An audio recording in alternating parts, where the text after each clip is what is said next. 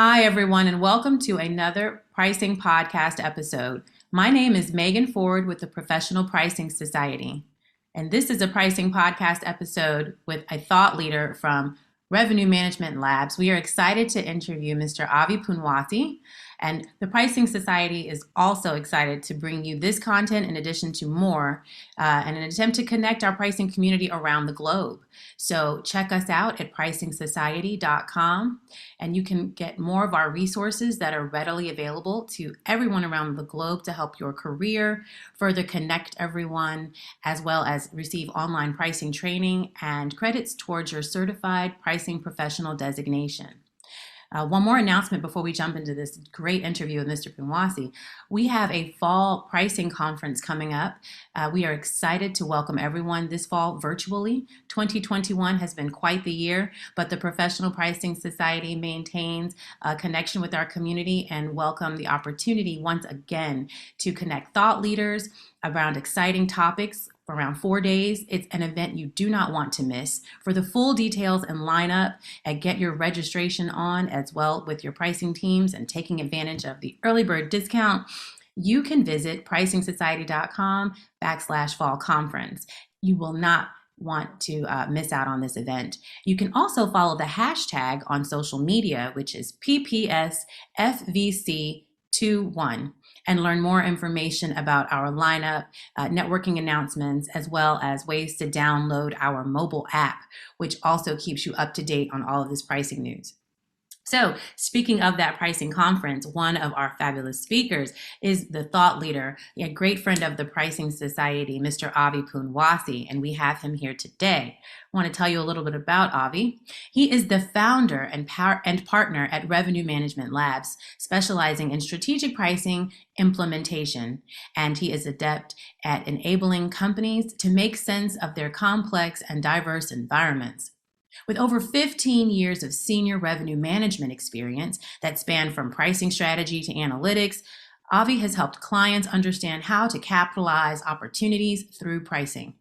He holds a BBA and MBA from the Schulich School of Business at New York University and is a certified pricing professional and member of the Professional Pricing Society. Again, he is a warm friend and featured speaker. We are excited to welcome him back in this platform. Avi will be speaking this fall around B2B pricing and B2B pricing in inflationary periods. And we're excited to welcome him today to this podcast episode. Hi, Avi. How are you? Hey, not too bad. Thanks for having me here. Really excited to do this. Thank you so much for joining us.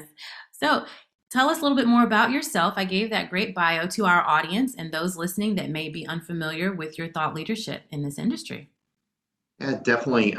So thank you for that quick bio. I think the only thing I'd add is throughout my career, I've been on both sides. I've stepped in on consulting and have been on the other side. I've been pricing manager at Ford.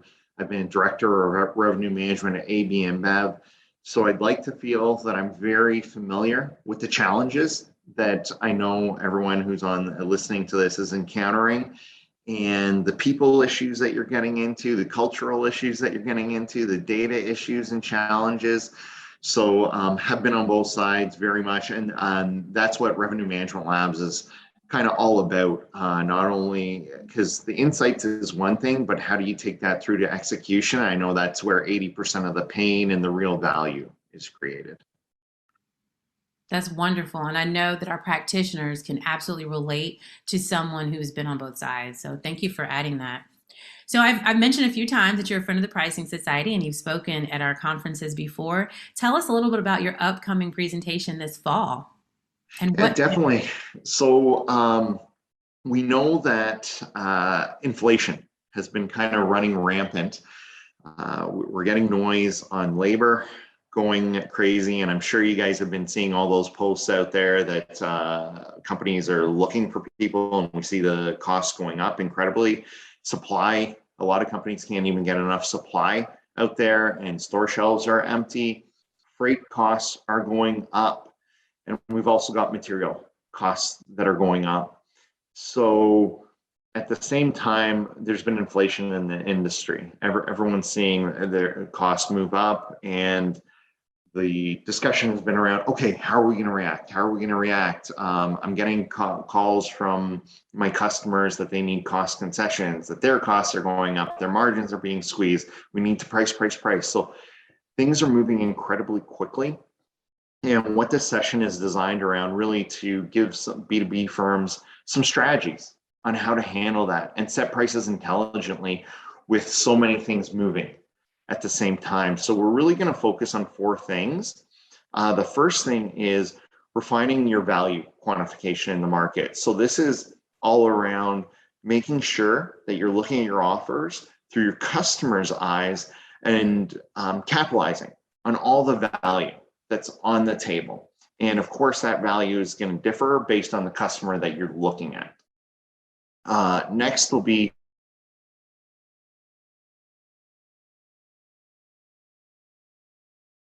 need you to do this or that, making sure that if you are giving those concessions, that they're only temporary, and also that there's counterparts associated to that. So you're getting customer concessions in exchange for that as well, to make sure it's a bit of tit for tat.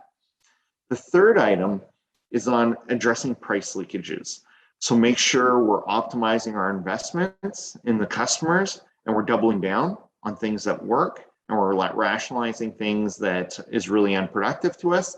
And then the last element, which is often the most important, is enabling that frontline sales execution.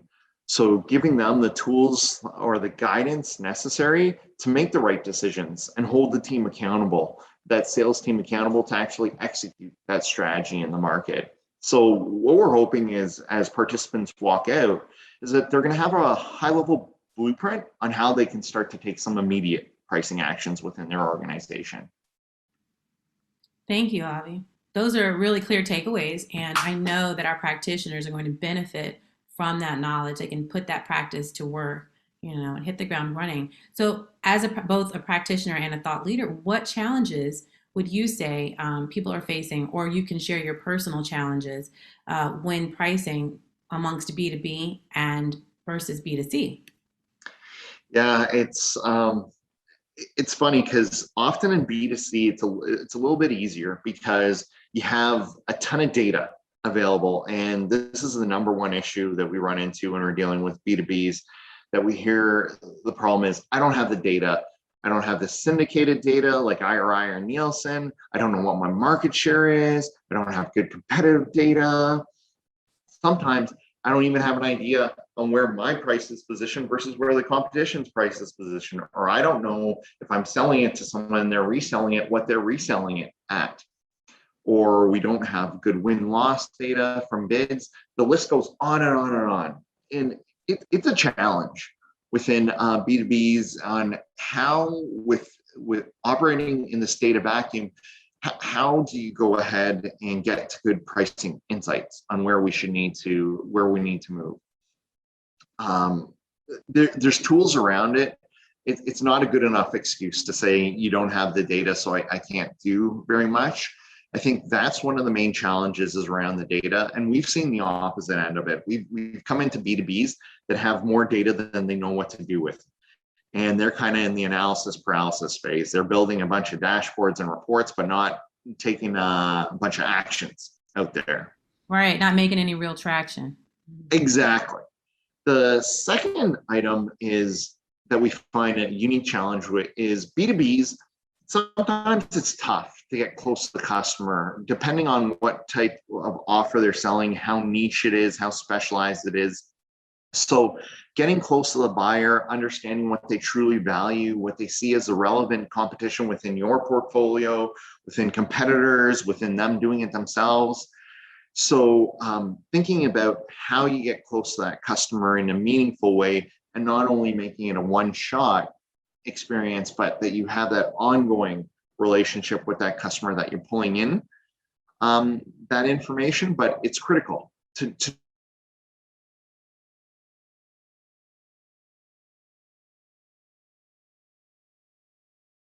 overcome. And there's lots of ways to do it.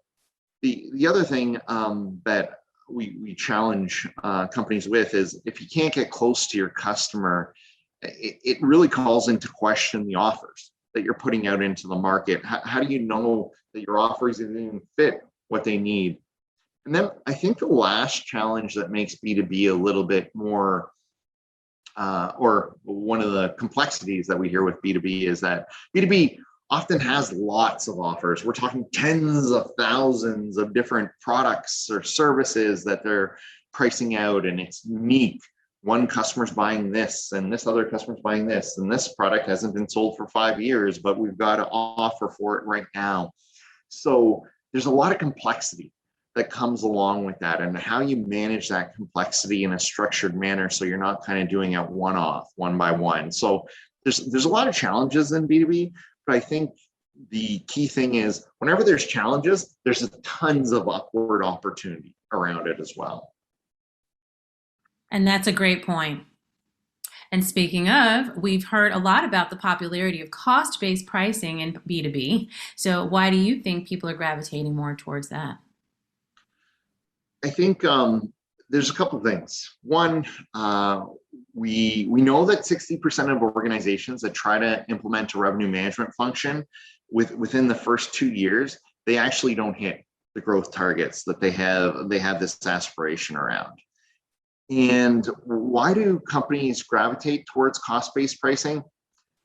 You've got a ton of offers, there's a ton of complexity, I don't have data, I'm not close to my customer, so it's easy, right? It's easy if we've got a good finance team that's doing activity-based costing, and we can kind of cost out what goes to each product or to each service.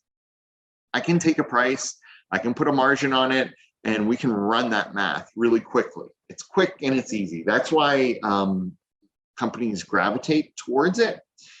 The only problem, and you're always, well, hopefully you're always sure, kind of knock on wood, that you're covering your costs with it as well. So you're locking in your profit. It's funny because we run into a lot of companies that have cost-based pricing in place, but somehow they're still managing to lose money on it.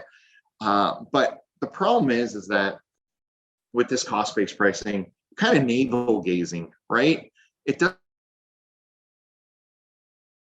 up in terms of how you're receiving a truck in the back end of your dock and how many people it takes for the value you're creating for your customer at the end of the day. It has nothing to do with your value in the market. What the cost of copper is doing has nothing to do with what kind of bearing you're putting out there and the machine it's kind of going into.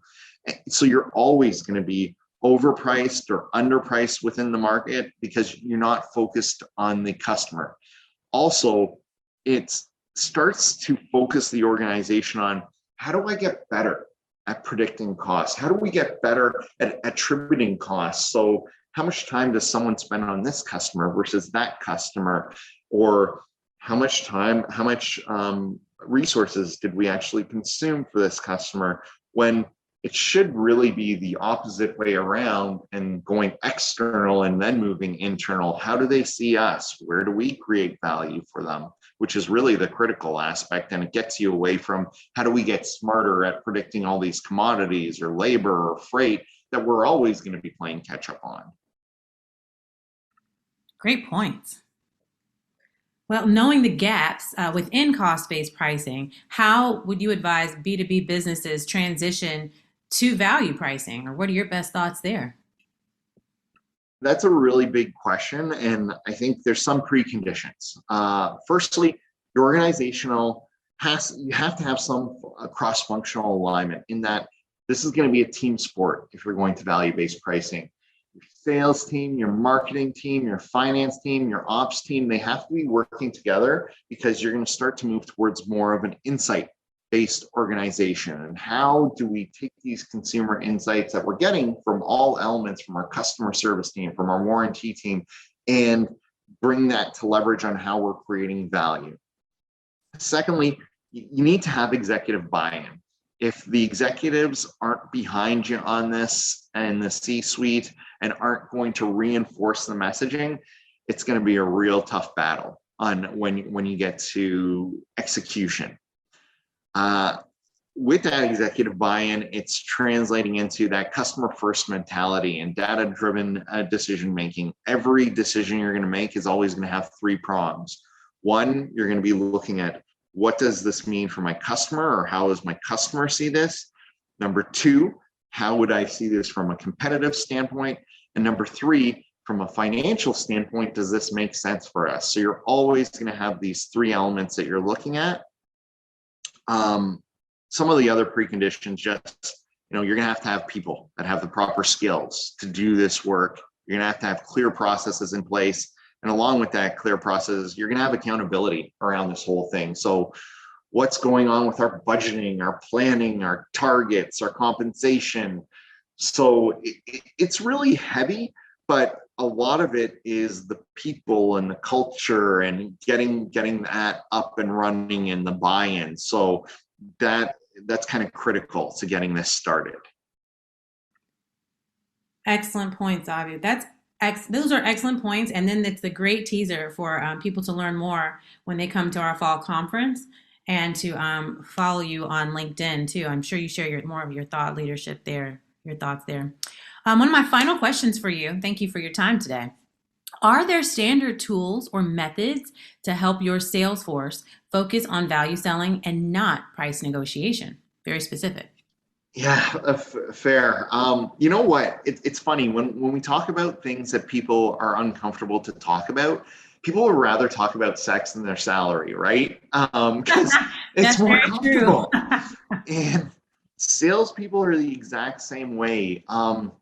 It was around 70% of salespeople, when they were tested, they're uncomfortable. When the discussion goes to money or pricing, they get very uncomfortable. It's even natural in our own personal lives. We try to avoid those discussions around money.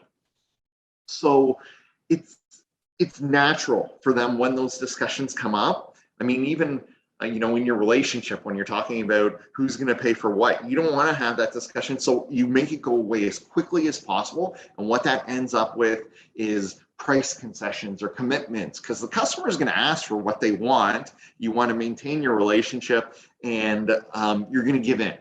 So where you need to go towards is you need to start thinking about making sure, as a pricing team or a revenue management team, make sure you know what value you have, what value you're creating for the customer. Number two, you need to have a templated way that the sales team can deliver that. And it has to be a consistent message, because if you don't have a consistent message for your large sales team, they're going to find their own things that they want to deliver. I kind of say these 3 points, but you honestly need to give them a script. And it almost needs to be templated into joint business plans for customers. That's, you have them going in there on a quarterly basis, and that they're presenting the 360 of the offer, not just, hey, I'm here to show you what your pricing is. Here's your one pager. And then it goes straight back to price, and they're kind of back on their heels, and they're not in a good space to negotiate. The other thing is, which is really underserved or underutilized, is often we go in and we say, hey, this is the price, you can't give anything back, but we know there's going to be discussion. You need to develop playbooks on what, hey, you're going to get this is allowed, this is not allowed. If they ask for this is what you need to ask for, and this will be allowed, not allowed, so that it is so templated out there that you're not getting surprised. And you're never going to get any of these commitments that are made to customers, because it's funny, I've been in so many discussions where salespeople have come back and said, sorry, we're locked now. I made that concession, or I had to make a decision on the spot because they were offering me this. But if you have that all templated out, it's a much different discussion that you're having with the sales team. You're walking them through that. You're helping them think of objections. You're training them on it. And if they have issues on how that decision tree works, you're having that discussion in advance. It's not happening on the tail end. And you're really arming them. I think the key is that your sales team, they're busy and they're focused on selling more. You're trying to get your tons of pricing initiatives executed. You need to make sure that you've got the proper game plan in the proper place so you can get it executed. Because if you leave it in their hands, they have the best interests of the company at heart. They also have their best interests at heart too, but it's not necessarily going to go the way that you want it to go. So it's critical that you focus and you really have that implementation plan, because that really is 80% of where the rubber is going to hit the road at the end of the day. Now that was such a gem for all businesses and industries. I even wrote a note about that one. You got to prepare to avoid and limit those surprises. That's key. Avi, that's excellent work that you shared. We want to thank you for your time today. Any final thoughts before we share with our listeners how we can better connect with you after this episode airs? I want to thank you guys for being here and listening. Please feel free to connect with me on LinkedIn. Revenue Management Lab's website at revenueml.com. We've got a ton of content there, and a lot of it's on the PPS website too. We're really excited to be participating.